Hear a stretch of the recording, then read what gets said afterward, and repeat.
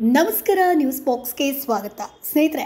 Big ಬಾಸ್ನ cute couple ಅಂತಾನೆ famous ಆಗಿದ್ದಂತಹ Chandan Shetty ಹಾಗೆ ನಿವೇದಿತಾ ಗೌಡ ಅವರ ಡಿವೋರ್ಸ್ ವಿಚಾರ ಈಗ ಹಳೆ ಸುದ್ದಿ ಅಂತಾನೆ ಹೇಳ್ಬೋದು. ಆದರೆ ಇವರು ಇಬ್ಬರೂ ಕೂಡ ಜೊತೆಯಾಗಿ ಸುದ್ದಿಗೋಷ್ಠಿಯನ್ನು ಕರೆದಿದ್ರು, ಅಂದರೆ ಪ್ರೆಸ್ ಮೀಟನ್ನು ಕರೆದಿದ್ರು. ಅಲ್ಲಿ ತಮ್ಮ ಒಂದು ಡಿವೋರ್ಸ್ಗೆ ರಿಯಲ್ ಕಾರಣ ಏನು ಅನ್ನುವಂಥದ್ದನ್ನು ಬಹಿರಂಗಪಡಿಸಿದ್ದಾರೆ. ಇದೆಲ್ಲರಿಗೂ ಕೂಡ ಶಾಕನ್ನು ಕೂಡ ಕೊಟ್ಟಿರುವಂಥದ್ದು. ಸೊ ಈ ಜೋಡಿಗಳು ಡೈರೆಕ್ಟಾಗಿ ತಮ್ಮ ಒಂದು ವಿಚಾರವನ್ನು ಹೆಂಗೆ ಹೇಳ್ಕೊಂಡ್ರು, ಇಬ್ಬರು ಮತ್ತೆ ಜೊತೆಯಾಗಿ ಹೆಂಗೆ ಬಂದರು ಅನ್ನುವಂಥ ಪ್ರಶ್ನೆಯನ್ನು ಮಾಡಿದ್ದಾರೆ. ಯಾಕಂತಂದರೆ ಸಾಮಾನ್ಯವಾಗಿ ಡಿವೋರ್ಸ್ ವಿಚಾರ ಬಂದಾಗ ಗಂಡ ಹೆಂಡತಿ ಮೇಲೆ ಆಪಾದನೆ ಮಾಡೋದಾಗಿರ್ಬೋದು, ಹೆಂಡತಿ ಗಂಡನ ಮೇಲೆ ಆಪಾದನೆ ಮಾಡೋದಾಗಿರ್ಬೋದು, ಮತ್ತೆ ಮುಖ ನೋಡದೆ ತಮ್ಮ ಒಂದು ಜೀವನವನ್ನು ನೋಡ್ಕೊಳ್ಳುವಂಥ ಸಾಕಷ್ಟು ಕಪಲ್ಸ್ಗಳನ್ನು ನಾವು ನೋಡಿದ್ದೀವಿ.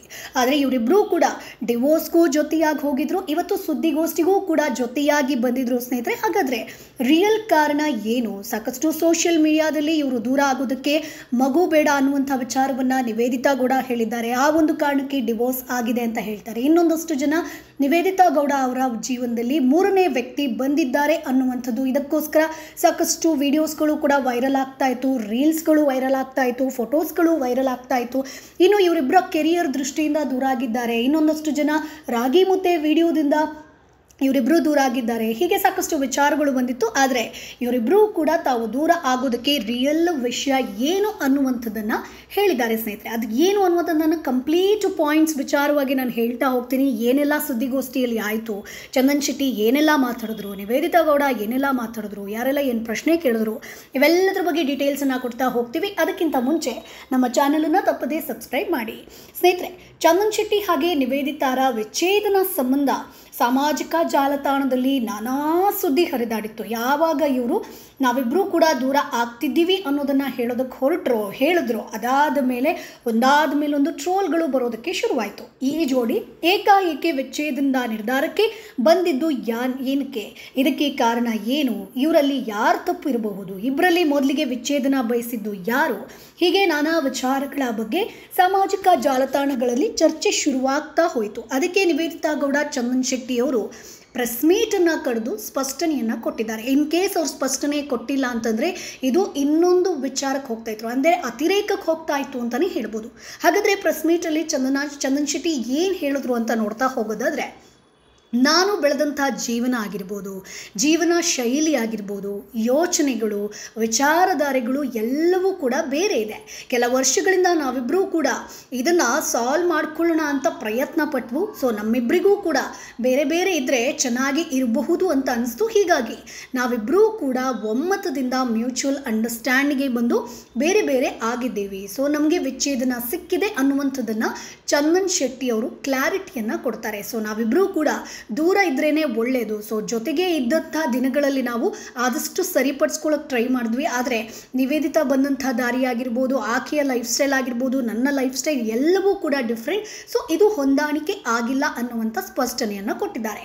ಇನ್ನು ನಿವೇದಿತಾ ಅವರು ಕೋಟ್ಯಾಂತರ ರೂಪಾಯಿ ಜೀವನಾಂಶವನ್ನು ಪಡೆದಿದ್ದಾರೆ ಅನ್ನುವಂಥ ಒಂದಷ್ಟು ವಿಚಾರಗಳು ಕೂಡ ಸೋಷಿಯಲ್ ಮೀಡಿಯಾದಲ್ಲಿ ಹರಿದಾಡೋದಕ್ಕೆ ಶುರುವಾಯಿತು. ಸೊ ನಾನಿಷ್ಟು ಕೋಟಿ ಒಡೆಯ ಹೀಗೆ, ಸೊ ನಿವೇದಿತಾ ಜೀವನಾಂಶ ಕೇಳಿದ್ದಾರೆ ಅನ್ನುವಂಥದ್ದು. ಸೊ ನಾನು ಯಾವುದೇ ರೀತಿಯ ಜೀವನಾಂಶವನ್ನು ಕೊಟ್ಟಿಲ್ಲ, ನಿವೇದಿತಾ ಗೌಡ ಕೂಡ ನನ್ನ ಬಳಿ ಯಾವುದೇ ಜೀವನಾಂಶವನ್ನು ಕೇಳಿಲ್ಲ. ಸೊ ಅದು ಯಾವುದೂ ಕೂಡ ಕ್ಲೈಮ್ ಆಗಿಲ್ಲ ಅನ್ನುವಂಥ ಸ್ಪಷ್ಟನೆಯನ್ನು ಚಂದನ್ ಶೆಟ್ಟಿ ಕೊಟ್ಟಿದ್ದಾರೆ. ಇದು ಎರಡನೇ ಪಾಯಿಂಟ್. ಇನ್ನು ಮೂರನೇದಾಗಿ, ನಾನು ಮಗು ಬೇಕು ಅಂತ ಹೇಳಿದೆ, ನಿವೇದಿತಾ ಒಪ್ಪಲಿಲ್ಲ ಅನ್ನುವಂಥ ಮಾತುಗಳು ಕೂಡ ಕೇಳಿ ಬಂದಿದೆ. ಇದು ಕೂಡ ಸುಳ್ಳು ಸುದ್ದಿ ಅನ್ನುವಂಥದ್ದನ್ನು ಹೇಳಿದ್ದಾರೆ. ನಾವಿಬ್ಬರೂ ಕೂಡ ಚಿತ್ರರಂಗದಲ್ಲಿದ್ದೀವಿ, ನಮ್ಮಿಬ್ಬರಿಗೂ ಕೂಡ ಕರಿಯರ್ ಇದೆ, ನಿವೇದಿತಾ ಕೂಡ ಒಳ್ಳೆಯ ಸಂಪಾದನೆಯನ್ನು ಪಡಿತಾರೆ, ಅವರ ಜೀವನವನ್ನು ಅವರೇ ನಿಭಾಯಿಸ್ತಾ ಇದ್ದಾರೆ.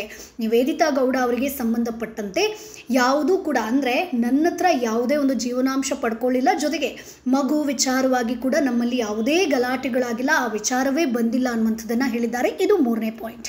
ಇನ್ನು ನಾಲ್ಕನೇ ಪಾಯಿಂಟ್ ಬಗ್ಗೆ ಹೇಳೋದಾದರೆ, ನಿವೇದಿತಾ ಗೌಡ ಅವರಿಗೆ ಸಂಬಂಧಪಟ್ಟಂತೆ ಮೂರನೇ ವ್ಯಕ್ತಿಯನ್ನು ಸೇರಿಸಿ ಮಾತನಾಡ್ತಿದ್ದಾರೆ. ಇದು ಕೂಡ ಸರಿಯಲ್ಲ, ಇದು ನನಗೂ ಕೂಡ ಬೇಸರ ಆಗಿದೆ. ಸೊ ನಾವೆಲ್ಲರೂ ಕೂಡ ಫ್ಯಾಮಿಲಿ ಫ್ರೆಂಡ್ಸ್ ಇದ್ದಂಗೆ, ಸೊ ನಮ್ಮಿಬ್ಬರ ನಡುವೆ ಯಾವುದೇ ಒಂದು ವಿಚಾರಗಳು ಆ ರೀತಿಯಾಗಿ ನಡೆದಿಲ್ಲ.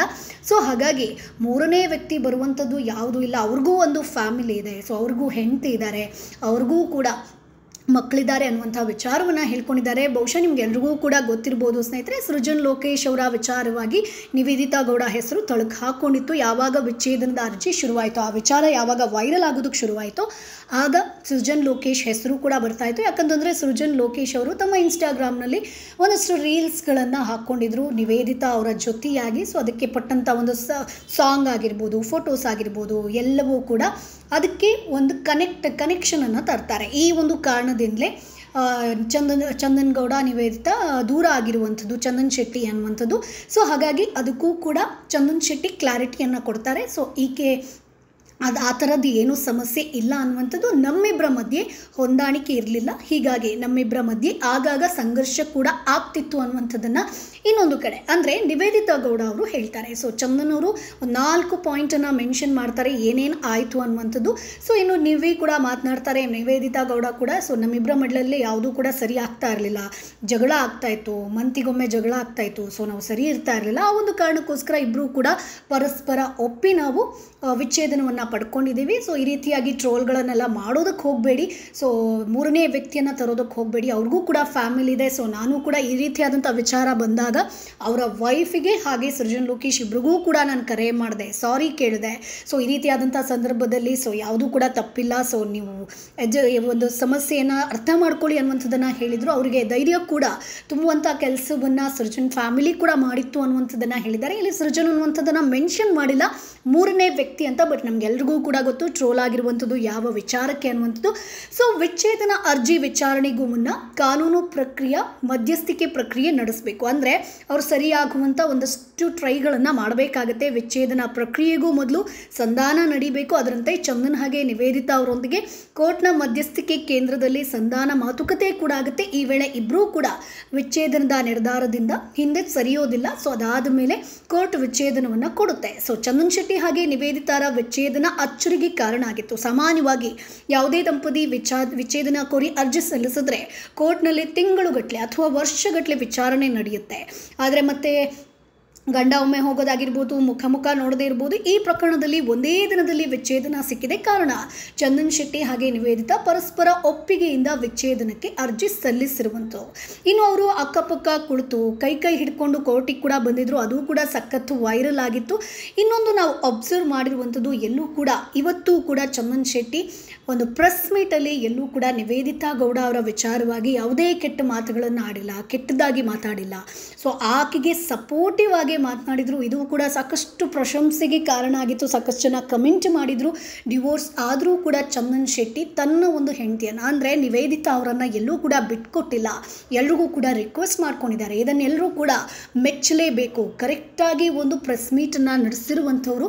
ಸೊ ಎಲ್ರಿಗೂ ಕೂಡ ಇದ್ರ ಬಗ್ಗೆ ಕೂಡ ಒಂದಷ್ಟು ಕಮೆಂಟ್ಗಳು ಬರ್ತಾ ಇತ್ತು. ಸೊ ಸ್ನೇಹಿತರೆ, ಇತ್ತೀಚೆಗೆ ಸಾಕಷ್ಟು ಡಿವೋರ್ಸ್ ಕೇಸ್ಗಳು ಆಗ್ತಾ ಇದೆ ಕಿರುತೆರೆ ಅಥವಾ ಸಿನಿಮಾ ಇಂಡಸ್ಟ್ರಿ ಅಂತ ಬಂದಾಗ.